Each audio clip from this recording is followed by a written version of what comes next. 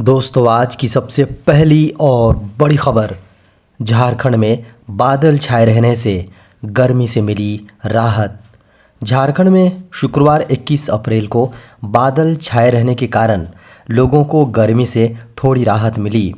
अधिकतम तापमान में 3 से 5 डिग्री सेल्सियस तक गिरावट रहने से लोग गर्मी से राहत महसूस किए।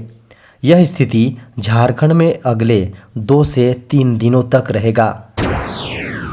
जेबीवीएनएल ने खरीदी 400 मेगावाट अतिरिक्त बिजली। झारखंड में बिजली की आंख मिचौली से राहत मिलने की संभावना है। झारखंड बिजली वितरण निगम की रिपोर्ट के अनुसार झारखंड में लगातार दूसरे दिन गुरुवार को भी फुल लोड बिजली की आपूर्ति की गई। राहत की बात यह है कि जेबीवीएनएल ने इंडियन एनर्जी एक्सचेंज से अगले 10 दिनों में प्रतिदिन 400 मेगावाट अतिरिक्त बिजली की अग्रिम खरीद सुनिश्चित कर ली है। मांग और आपूर्ति में लगभग इतने ही का अंतर बना हुआ है। गुमला उपायुक्त को मिला सिविल सर्विस डे पर एक्सीलेंस अवार्ड। शुक्रवार को उपायुक्त सुशांत गौरव को सिविल सर्विस डे 2023 के अवसर पर देश के प्रधानमंत्री नरेंद्र मोदी ने प्रधानमंत्री अवार्ड प्रदान किया। पिछले सप्ताह ही केंद्रीय कार्मिक मंत्रालय की ओर से सार्वजनिक रूप से इसकी घोषणा हो गई थी कि गुमला जिले को पीएम अवार्ड के लिए चुना गया है। उसी दिन से हर्ष का माहौल था। आरक्षण संशोधन विधेयक पर अब नई रणनीति की तैयारी में हेमंत सरकार।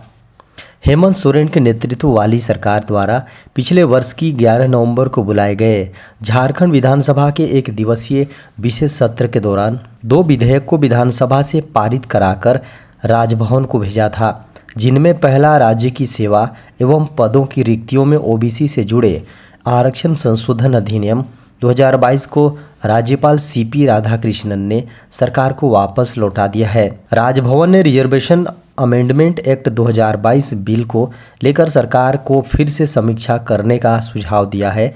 इसके बाद अब हेमंत सरकार मंथन में जुट गई है। सरकार इसको लेकर अब नई रणनीति बनाने की तैयारी कर रही है।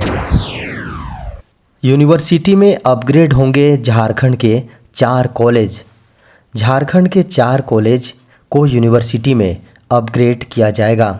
इसको लेकर पहल शुरू कर दी गई है। सरकार ने रांची महिला college, Deoghar college, Jamshedpur cooperative college और गुमला के केओ कॉलेज को विश्वविद्यालय के रूप में अपग्रेड करने का फैसला लिया है। विश्वविद्यालय के रूप में अपग्रेड होने से यहाँ विभिन्न विषयों के पाठ्यक्रम संचालित हो सकेंगे।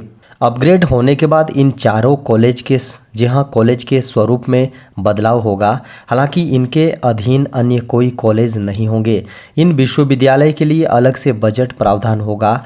नई शिक्षा नीति के तहत की गई इस कवायद को राज्य सरकार ने चालू वित्तीय वर्ष के बजट में भी रखा था।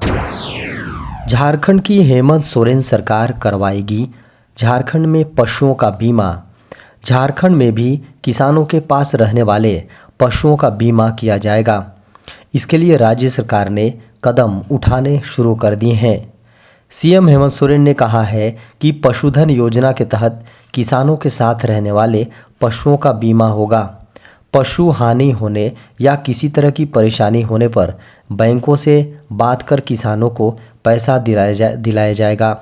राज्य सरकार की कोशिश राज्य के प्रत्येक पशुपालक को प्रोत्साहित करने की है। इसका असर भी ग्राउंड लेवल पर दिख रहा है।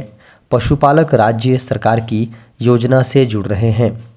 झारखंड राज्य में पशुपालन को बढ़ावा देने के लिए झारखंड की राज्य सरकार द्वारा मुख्यमंत्री पशुधन विकास योजना जारी की गई है।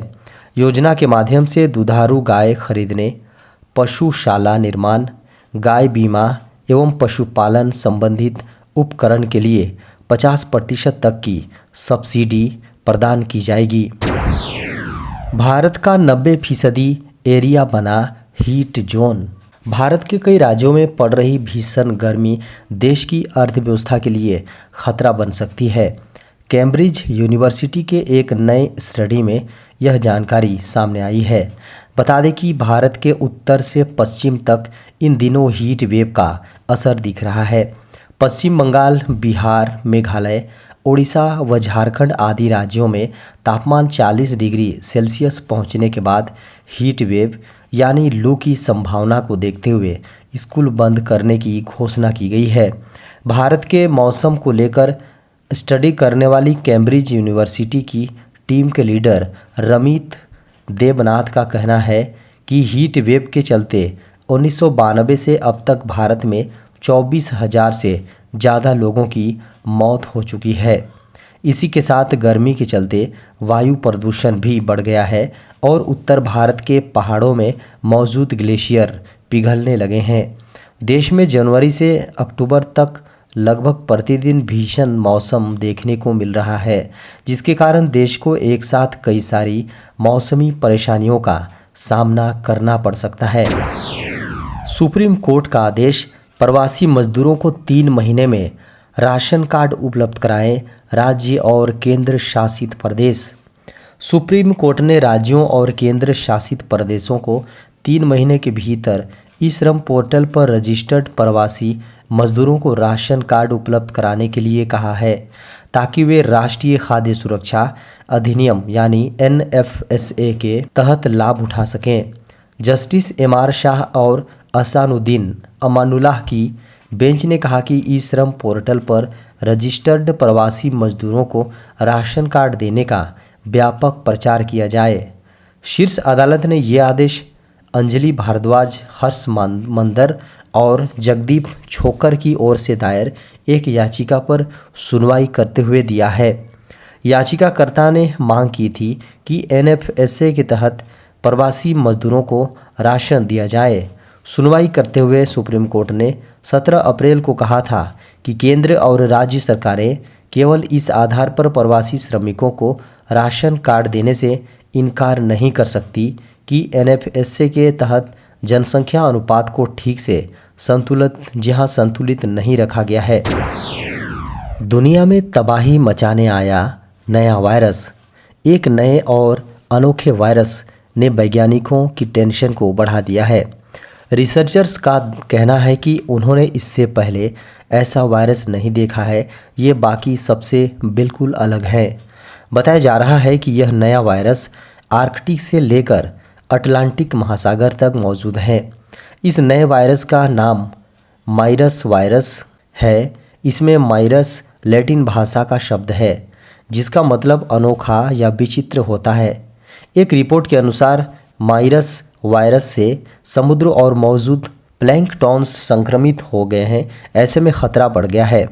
माइरस वायरस तेज़ी से फैल रहा है। बता दें कि माइरस वायरस डुप्लोडियन एविरिया का एक भाग है। इसी ग्रुप से हर्पिस वायरस भी है जो इंसानों और जानवरों दोनों को संक्रमित करता है। बताया जा रहा है कि हर्पिस वायरस और माइरस वायरस एक दूसरे से जेनेटिकली रिलेटेड हैं। इसके अलावा माइरस वायरस में जॉइंट वायरस वेरिडियन एविरिया के जेनेटिक कैरेक्टर भी मिलते हैं। बता दें कि माइरस वायरस पर एक स्टडी नेचर जर्नल में पब्लिश की गई है, जिसमें कहा गया है कि वेरिडियन वीरिया और डुप्लोडियन वीरिया के बीच का एक हाइब्रिड वायरस माइरस वायरस है। एक बड़ी खबर है, कोविड-19 से बचाएगा इंडियन फूड। हाल ही में इंडियन फूड को लेकर ICMR यानी Indian council of medical research की एक स्टडी सामने आई है। ये research Indian journal of medical research के अप्रैल संस्करण में प्रकाशित हुई थी। शोध के अनुसार आयरन, जिंक और फाइबर से भरपूर भारतीय खाना, नियमित रूप से चाय पीने और हल्दी के इस्तेमाल से देश में कोरोना से जुड़ी गंभीरता और मृत्यु दर में कमी देखी गई है। खबरों को माने तो कोविड-19 महामारी के दौरान घनी आबादी वाले देश भारत में मृत्यु दर कम आबादी वाले पश्चिमी देशों की तुलना में 5 से 8 गुना कम थी।